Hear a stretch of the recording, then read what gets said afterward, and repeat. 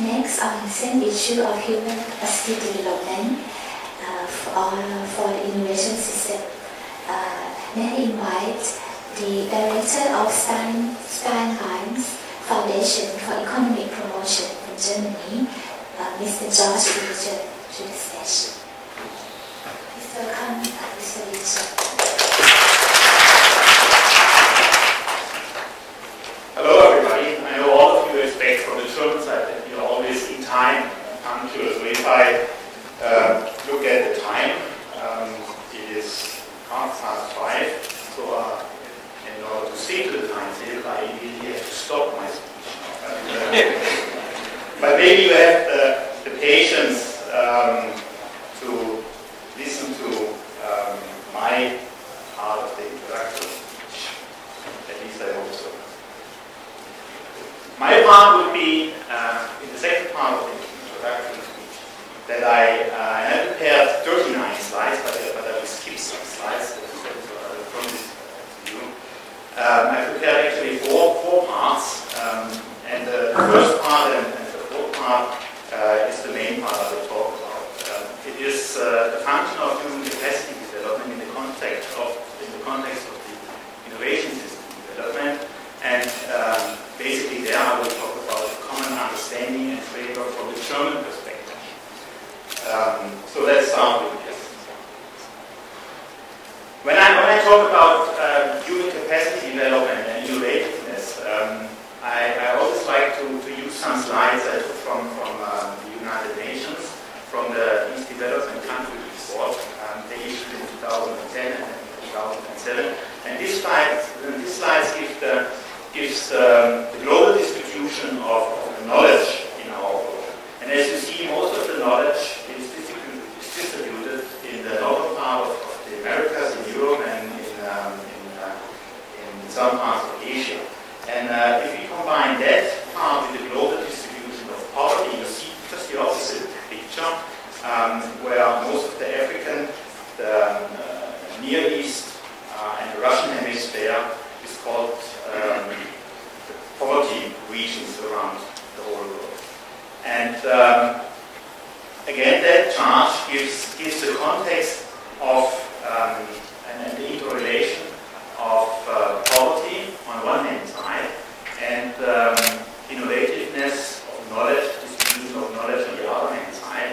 And all of you know that chart and the interaction and the relationship and the context, that's what I was looking for, in the context of innovative and innovation capabilities on one hand side and the income or the wealth of nations on the other hand side. And the least developing countries, which are on that graph on the lower left hand side, they have that low innovation capability index, and as a reason for that, they also have a low income. But what is the learning point out of this? The learning point out of this is that, well, we could increase some figures. I heard it on our table in order to increase the figures we heard from Dr. Fischer or from Dr. Alex is why don't we lower the gross national figures instead of innovating, but that's not the solution for that. I think the solution is not only to invest in single elements of innovativeness, or in single elements maybe the number of research and development personnel, or in just only invest in the literacy rate or in other things. I think the important and the sustainable aspect is to focus on what we have defined as the four elements of the national innovation system. You have on that slide you have the usual elements of national innovation system: the social and the human capital, the research capacity, and absorptive capacity, and on the private sector side, the technology and innovation performance. So these four quadrants, and especially the intermediaries between the four quadrants, they are the fields, they are the framework for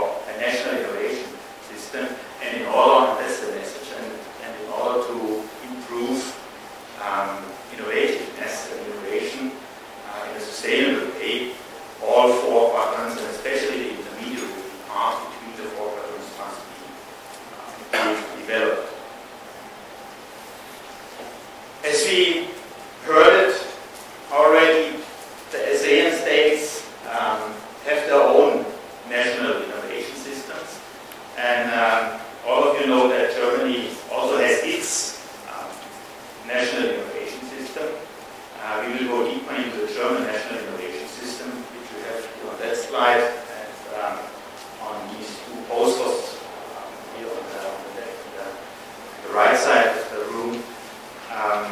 We have a very differentiated and a very developed national innovation system with a lot of players in all four quadrants, and especially between the quadrants. Time-wise, the company I'm coming from is a typical intermediary between the private and the public sector, and between the knowledge producers and the knowledge users.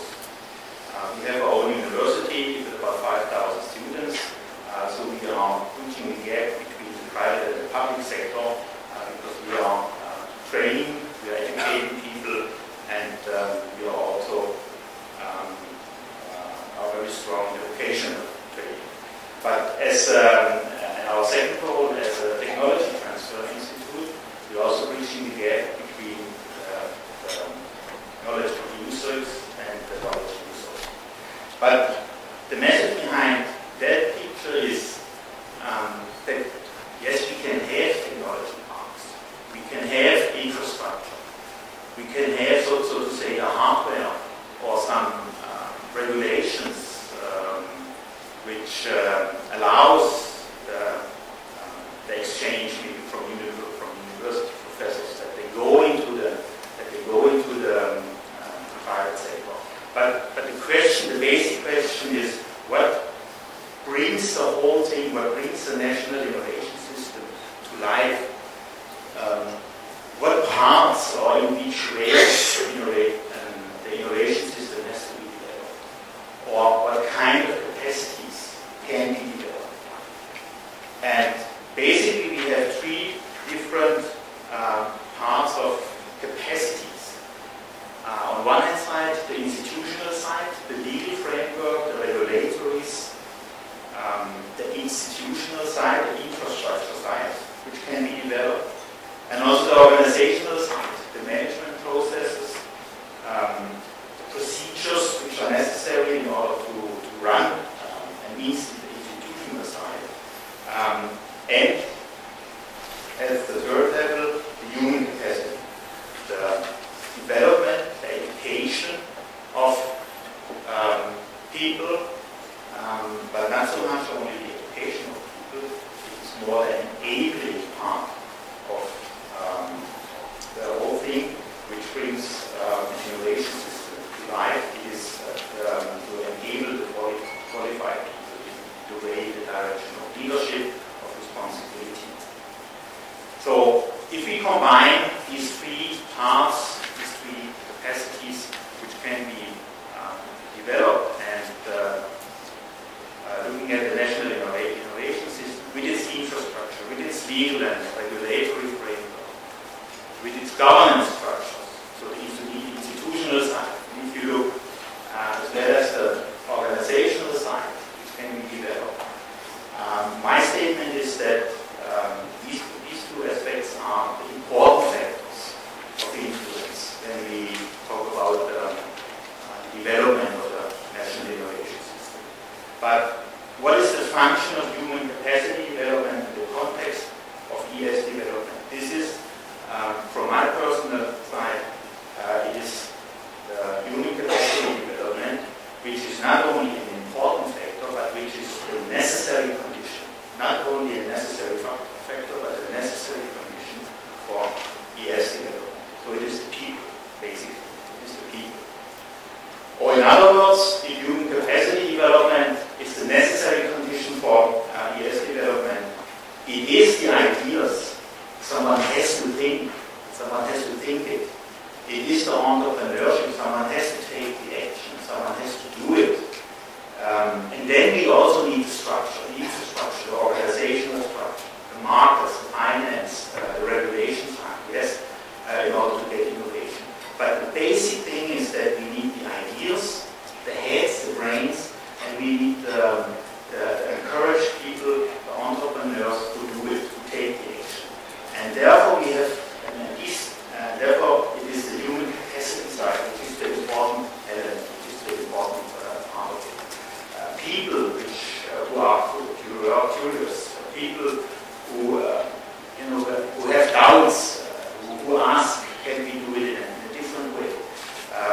people who are able and willing for lifelong learning, people who take responsibility, who take the action, people who are committed, and people who are leaders, but not only leaders in the sense of that they have a lot of detailed knowledge, also in the sense of that they feel responsible and that they are committed and take the action.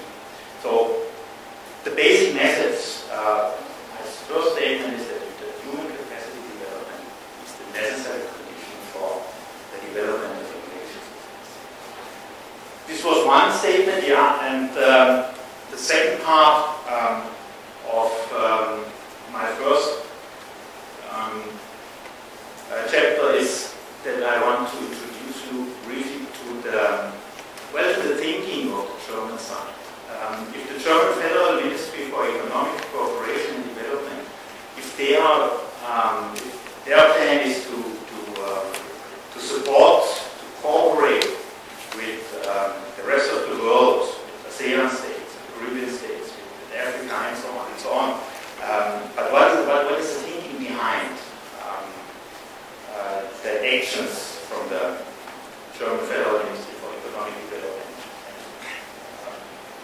And the basic thinking behind this that we believe from the German side that human capacity development is very important and that human beings are born free and equal in dignity and rights. It is the commitment from the German side to free people from fear and hardship.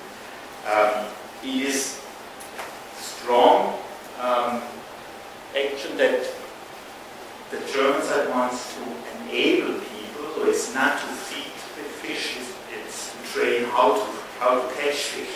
This is what the German side wants. It is not the training of the people, it's the enabling of the people. It is a concept behind the measures from the German side, behind the programs from the German side. It is the concept of lifelong learning, because shorter life cycles, technology, shorter life cycles, products, shorter life cycles also in the technology area requires the need for vocational training, for additional training. So it's not enough today to have the degree from school, from university, and then you can work with that knowledge required in your time at university. It is a need for lifelong learning. And this is also a principle behind all the frameworks of